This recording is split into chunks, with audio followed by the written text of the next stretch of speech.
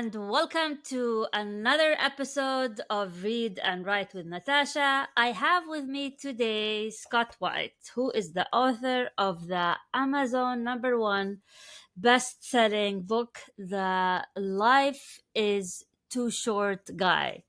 So, Scott is on a mission to make the world happier one smile at a time.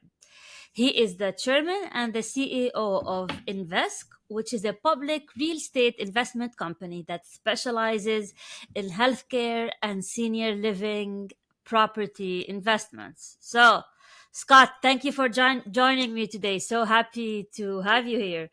It's my pleasure. Thank you for the invite. Of course. So, Scott, let's start with the pressing question. Are you happy? I am happy. I'm very happy. I'm grateful. I'm excited. I'm happy to be here. I'm happy to be telling this story. I'm happy to be sharing my story, my vision, my principles, my ideals. And as you said before, I'm on a mission to make the world happier one smile at a time. So yeah, I'm really happy.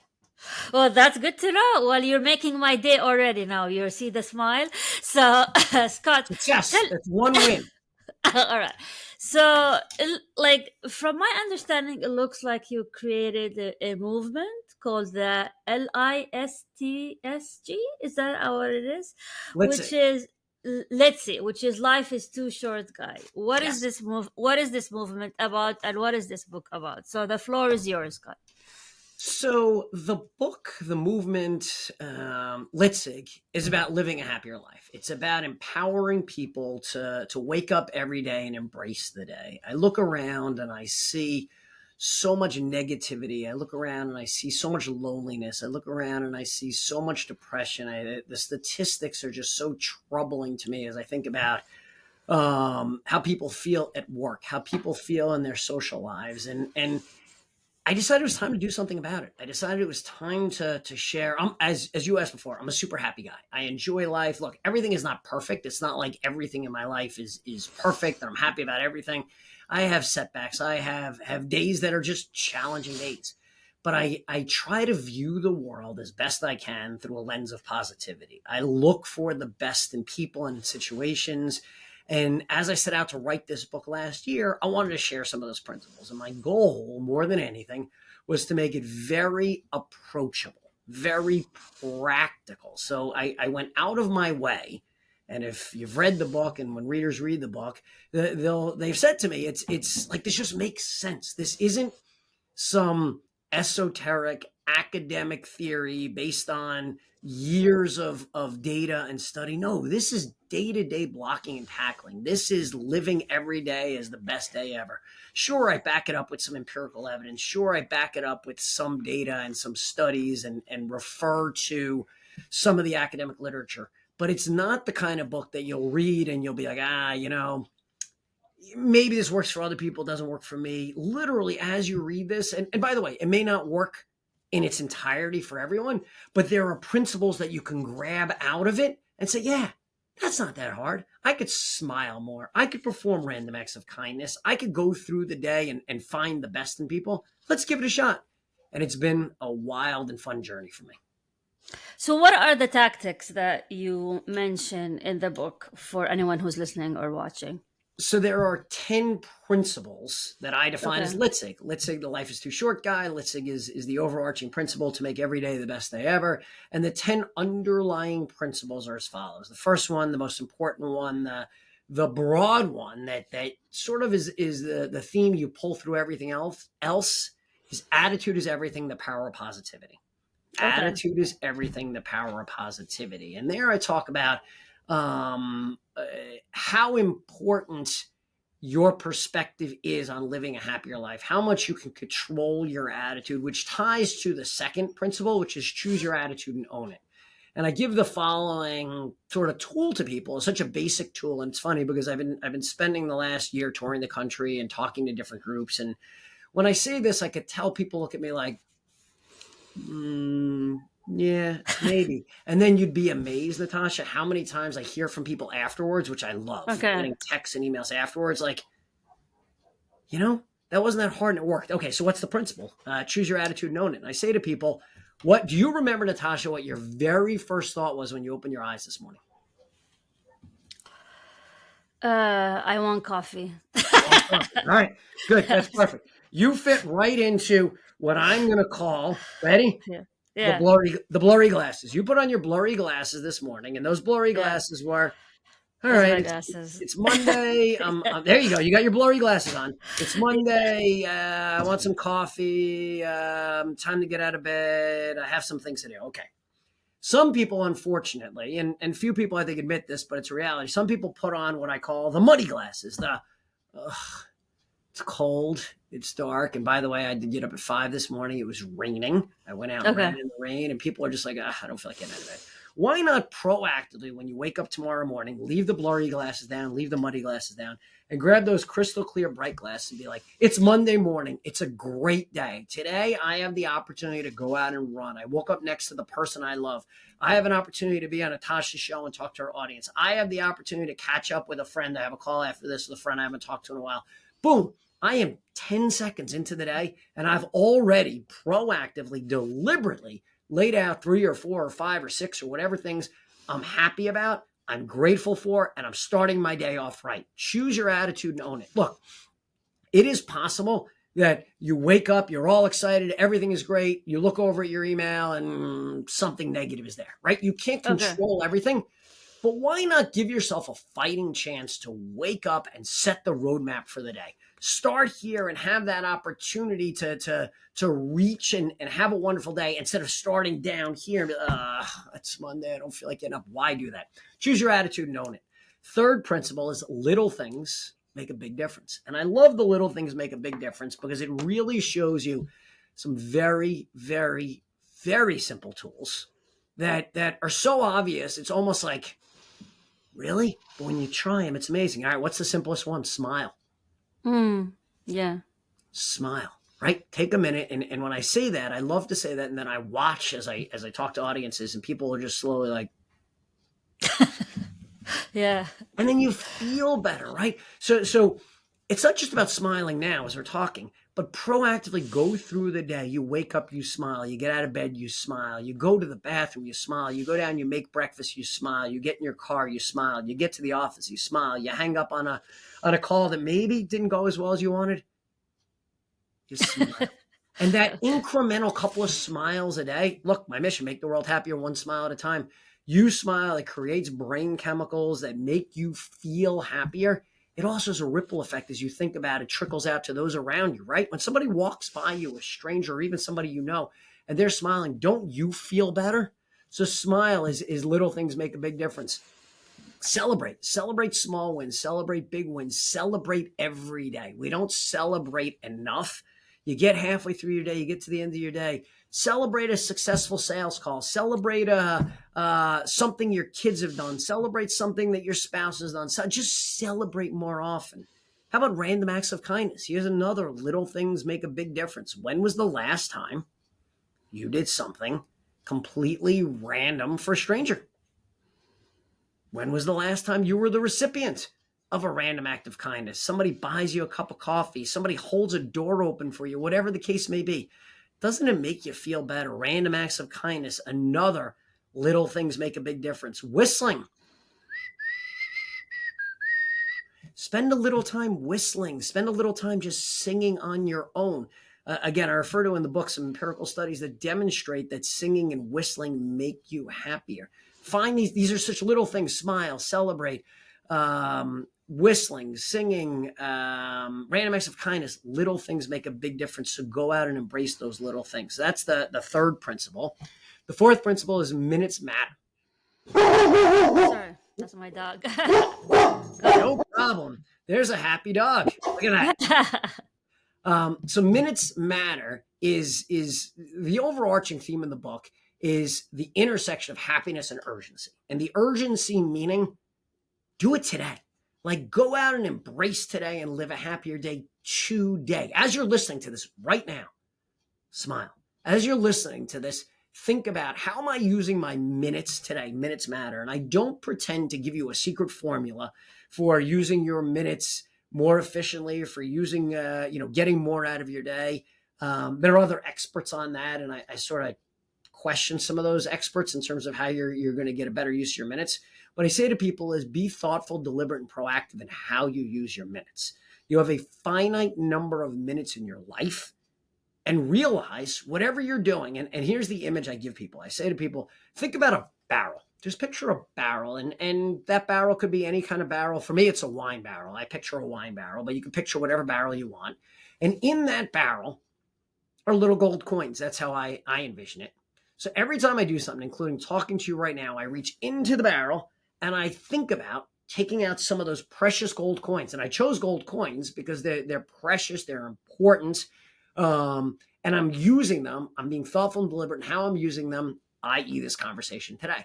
And that image and what it evokes for people to think about is two things, two important things. One, you have no idea how many gold coins are in that barrel. You have no idea how many minutes you have left. So embrace each one. And two, which is equally important, we all have little leaks in our barrel. Some people have bigger leaks in our barrel. And those minutes, those coins are trickling out the bottom. How often do you get to the end of the day, the week, the month, the year, and you're like, I've been racing around. I'm so busy. I don't know what I got done. Like I just, like, I don't know what I did today. I don't know what I did this week. That's what you need to stop. You need to really think and be proactive and deliberate and make decisions about how you're using your minutes. Look, everyone will prioritize on their own what's important to them. So for me to say it's more important that you spend more time with your family instead of work, it's more important for you to read a book instead of watch TV. No, that's not up to me. That's up to each person. What I'm suggesting is be thoughtful, be deliberate, be proactive, decide how you use your minutes. Don't let life go by without knowing where your minutes are going. So the fourth one is minutes matter. The fifth one, we're halfway through the 10 principles, is funny things are everywhere. Laugh at yourself. Laugh at the world around you. Laugh every day. Laughing is such great medicine. Laughing connects people. Laughing lowers the armor we have around ourselves sometimes, or we put up a wall that's impenetrable and we put on a certain act. Just laugh. Have fun, find humor in things. And in the book, I tell some stories about people that found humor in some very difficult and challenging situations. I talk about being at my father's funeral, the final time I saw him, and making jokes and laughing. I tell a story about someone who had a young daughter, a 3-year-old daughter that was diagnosed with cancer, and she lived for 5 years and one day after her diagnosis, was technically a survivor, but unfortunately succumbed at 8 years old. And he talked about how his family used humor to cope and to connect through that battle. So funny things are everywhere. That's 5 of the 10 principles. I'll pause there, Natasha, and see if you have any questions before I go into the other 5, if you even want me to. I don't think I can hear you. You may be muted, Natasha.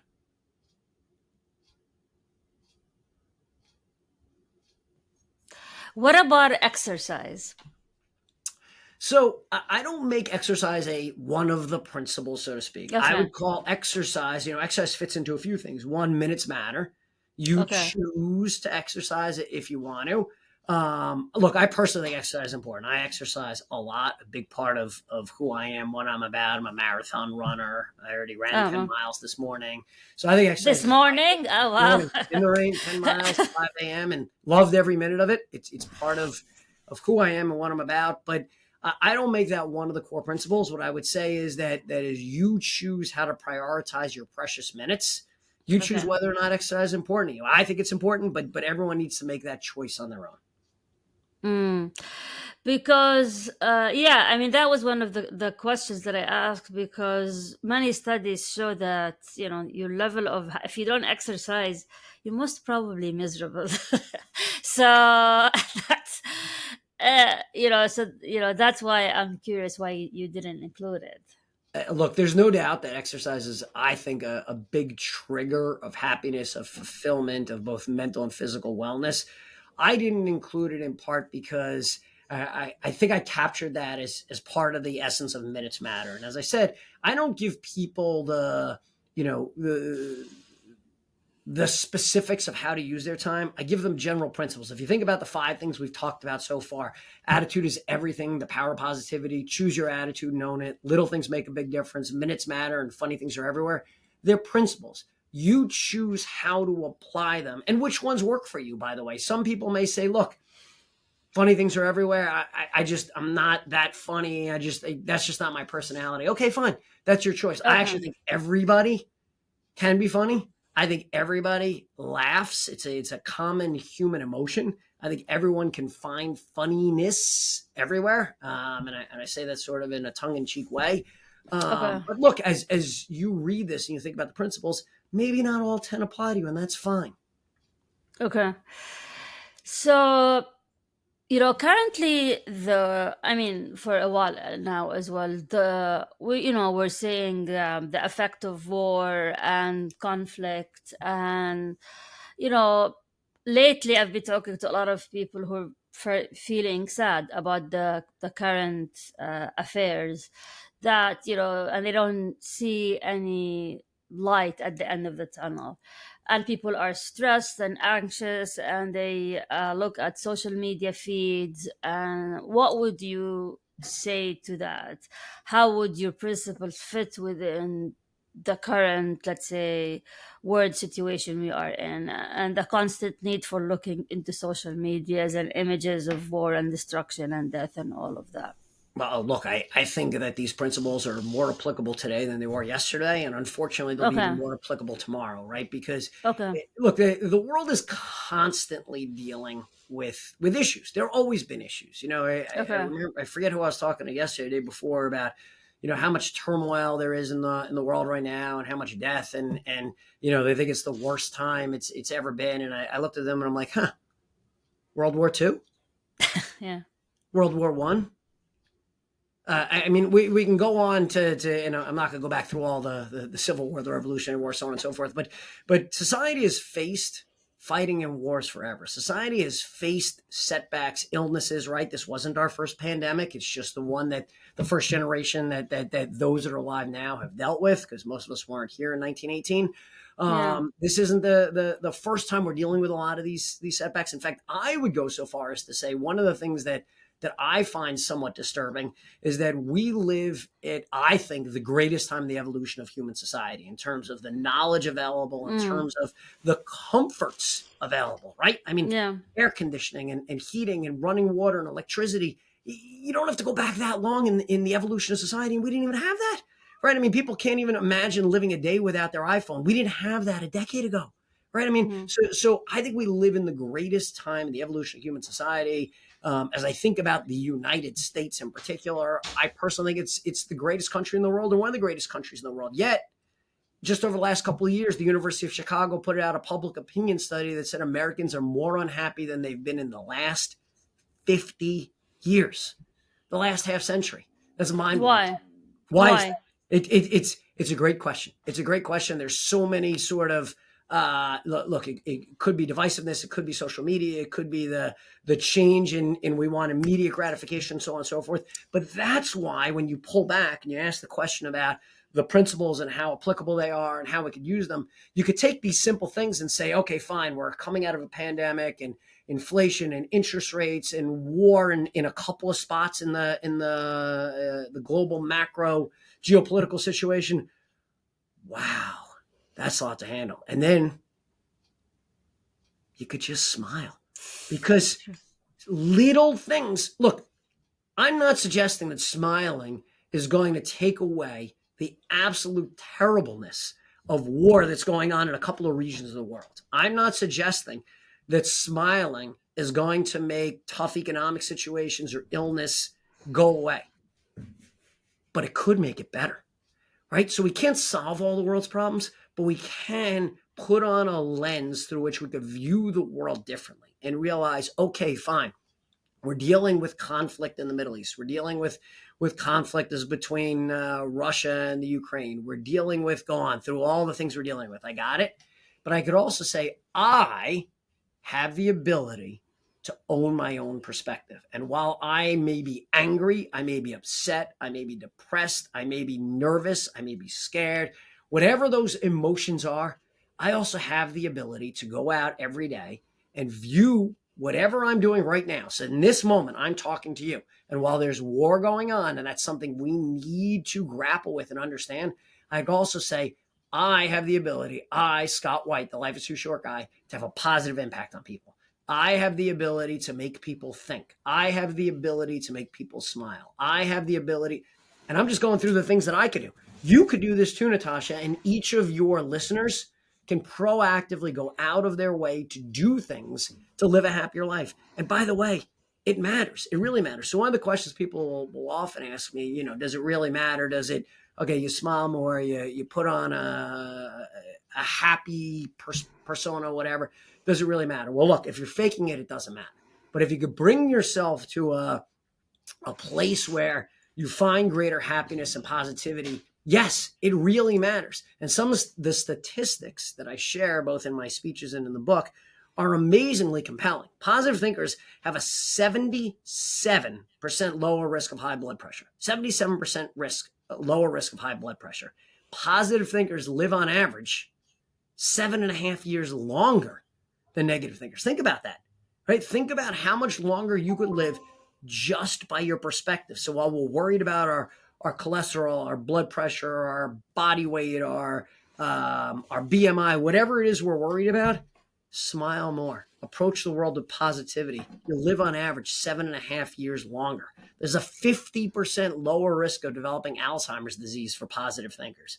This also translates into amazing and compelling statistics in the workplace. Engaged employees have 37% lower absenteeism rates. I mean, just think about it. There's so many positive statistics associated with being more positive, with living a happier life. Who wouldn't want to do this, even in the face of adversity, even in the face of some of the worst things going on? And one of the things I try to do throughout the book is tell stories of people that have had major setbacks and what they learned from it. So as you read the book, you'll learn about people that have had catastrophic injuries, major illnesses, dealt with death, attempted suicide. I tell those stories and what people learn from them. And my goal for your listeners and for the readers of the book is to make today that epiphany, that aha moment, that kick in the teeth. So you don't have to wait for that illness diagnosis or injury to live a happier, more fulfilling life. So, do you view yourself as a life coach? I view yes. So here's how I would answer that is I don't proactively go out and coach people one-on-one, at least not yet. Maybe someday I will. I approach everything I do as making the world happier and making people around me happier, more positive, more motivated, more inspired. My hope is that some listener listening to this will embrace some of these principles, go out and do something different. Mm-hmm. So, do you ever talk about certain philosophies of living and happiness, like Stoicism, or what's his name? The guy who wrote the Man's Search for a Meaning. Frankl, yes. Yeah, Yes. Frankl, Yeah. So look, Viktor Frankl. So these philosophies, do you ever include them in I don't. your? Yeah, you don't. Yeah. I don't. So I've read them and I'm happy to talk Okay. about all them. But what I deliberately wanted to do with this book was to make it a practical guide. In fact, at one point, one of the titles I thought about is the Positivity Handbook, right? So I don't want it to be a reflection of philosophy where people read it and they're like, yeah, maybe that works for him, maybe that works for her. I wanted this to be takeaway tools. I wanted to take people on an emotional journey of hearing other people's stories, what they learned, and how each of the readers can apply these in their daily principles. So I'm more focused on a practical guide, and I went out of my way to make sure that this was neither an academic book nor a specific business book. So many of the principles are applicable to business. They're applicable to teams. They're applicable to leadership. They're applicable to entrepreneurship and building companies, but it's not written as a business handbook. Okay. So one of the things that you mentioned or you asked me, like, how did I wake up today? So I usually, when I wake up on Mondays, I'm very excited. Why am I haven't been like, that's recent, but why am I always excited about Mondays? I love Monday. You know how some people have like the Sunday blues where they dread the next day. I wake up excited. I have my daily planner. I look at what I'm doing. And the reason for that is because I run my own business. I do, I'm my own boss. Every day I watch, I assess my business. I want to do better. I'm doing what I always wanted in life, which is read, write, get paid from my writing, run podcasts, talk about books. So this is for me is the dream, right? And it took like it's after 20 years of paying my dues in the corporate world to reach this level of satisfaction. So I think one of the reasons is when people wake up, and I didn't used to be this way. Like I used to dread Monday. I didn't want to get out of bed. Sunday, I used to get a massive case of the Sunday blues. So what would you say to people who are really struggling with finding happiness in the workplace, and Mondays is just they really don't they don't want to embrace any of that on Monday morning. Own it. Own it.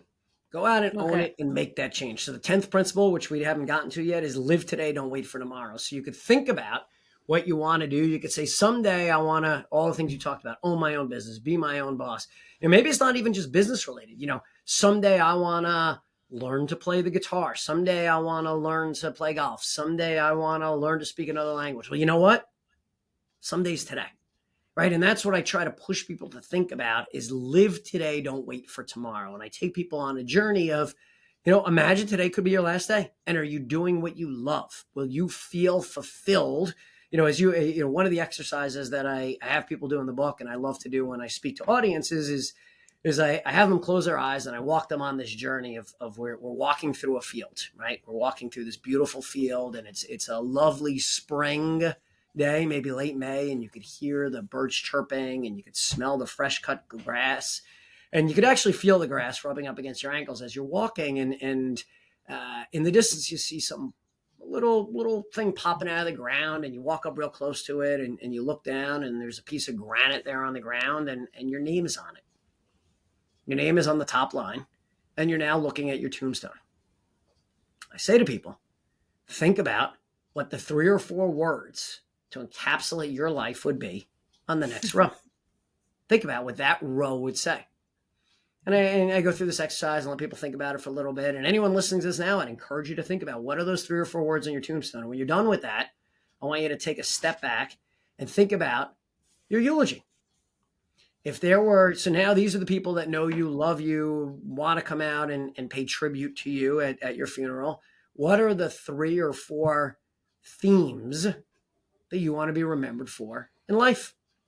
And then I You tell know, people, yeah, I right? already thought about it.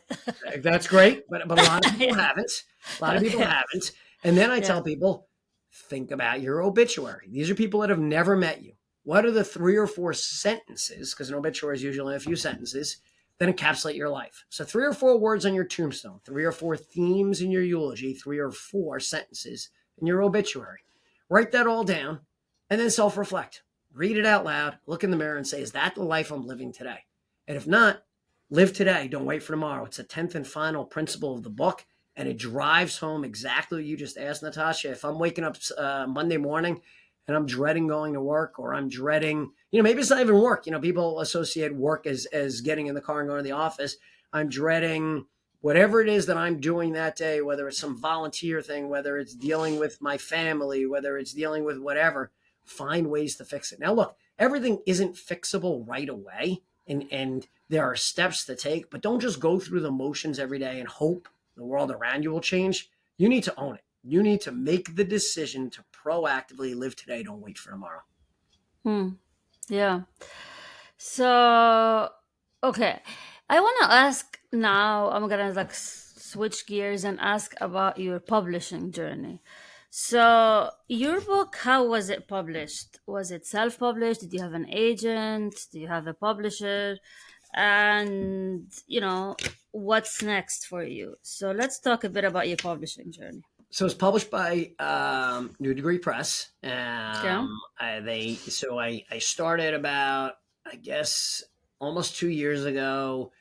with New Degree Press in terms of initially I was working with some of their editors, crafting the idea, writing the book itself. That was the first half of what are we in 2022. In July, they reviewed the manuscript and agreed to publish it. It's a hybrid publishing model where they didn't buy the rights to the manuscript. I still own all the rights to it, and I purchased certain services from them, so it wasn't self-published in terms of me finding everything. They provided the full range of resources and did an amazing job. I was very pleased with New Degree Press. So that's been the publishing journey. It came out in late December, early January. It's been a fun, wild, exciting ride. As you mentioned, we did make it be an Amazon #1 bestseller, and last week we won our 5th literary award. So we've been acknowledged Oh, 5 times with different literary awards. I'm very proud of that as a third party verification, I guess, of the quality of what's in the book. In terms of what's next, I definitely want to write another book. I've been playing around with a couple of concepts more along the lines of what I've been writing about. Life is too short, live in the moment, positivity, gratefulness, happiness.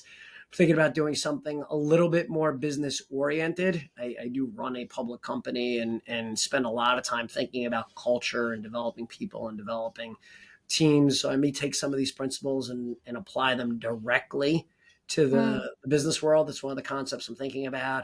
I've been doing a lot of speaking and I'd like to continue to speak. It's really important to me to spread this message. I love doing what we're doing, right? The last half hour we've spent together of encouraging people to smile, to embrace life, to go out and live their best life.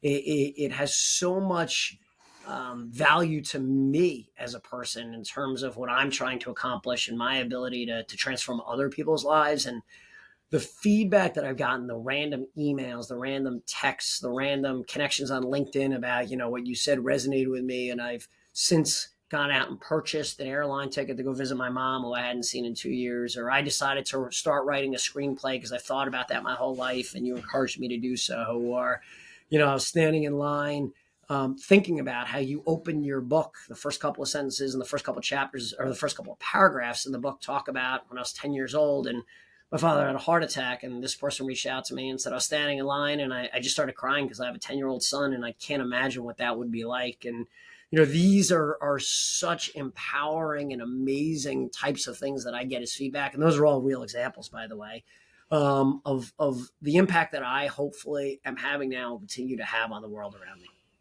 Hmm. So, how did you get all that success? Like, what was, I mean, I know the message is very good, but in addition to that, how did you market your message? What worked for you best in terms of marketing? Like, was it social media? Was it word of mouth?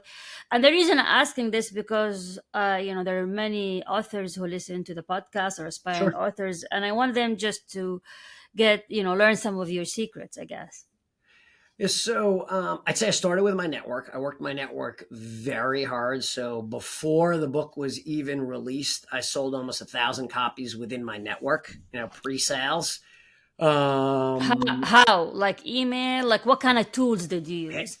Hand-to-hand combat, one-on-one calls, emails, LinkedIn messages, Facebook messages, one-on-one. One-on-one's really important. Okay. The social media posts, I've done a lot of that, but hey, Natasha, how are you? We haven't spoken in a little while, but I'm working on this project I'm really excited about. It's about embracing the Okay. world and making it happier.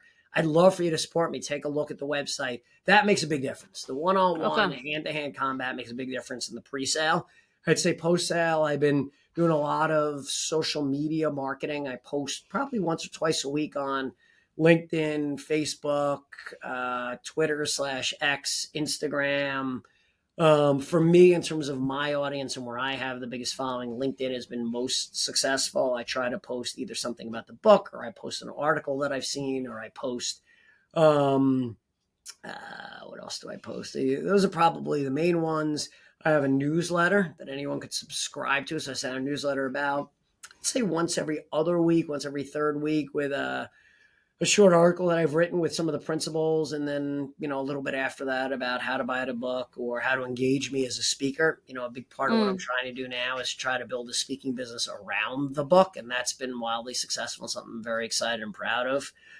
Um, what else? I think that's it. And then doing these podcast appearances, I think really helps you really get to a broader audience. You know, your audience today, maybe people that have never heard of me or ever seen me or may have never found me. And through that, some people will reach out and connect on LinkedIn or otherwise, and or will go to Yeah. my website and sign up for the newsletter. And then all of a sudden that becomes part of my broader network and marketing. Yeah. Yeah. So you would say, in terms of sales for the book, where did it come from? In addition to the one to one. Um, Probably the one to one, and then probably speaking engagements. I'd say, a lot of the speaking engagements I do, either the hiring, whomever's hiring me to speak will buy books for everyone there, or Mm, after I speak, I'll notice an uptick in book purchases. People hear me speak and then want to buy the book. So I think that's where a lot of the sales come from. It's more a slow trickle on social media, a couple a day here and there whenever I post, but nothing significant. mm. Yeah, I noticed that people would say social media, but social media is really one small avenue of a bigger avenues you can pursue, and feel many authors put all their efforts in social media and forget about the other stuff. But yeah, Scott, this been fascinating. Do you have any final thoughts, comments before we conclude? But just say if people want more information about the book or about me speaking or want to sign up for the newsletter, you can go to the website lifeistooshortguy.com. It's that simple, lifeistooshortguy.com. And there you can learn more about the book. You can learn more about my speaking engagements or sign up for the newsletter. Thank you very much. This has been inspiring. And for anyone who's listening or watching, thank you for joining us for another episode of Read and Write with Natasha. And until we meet again.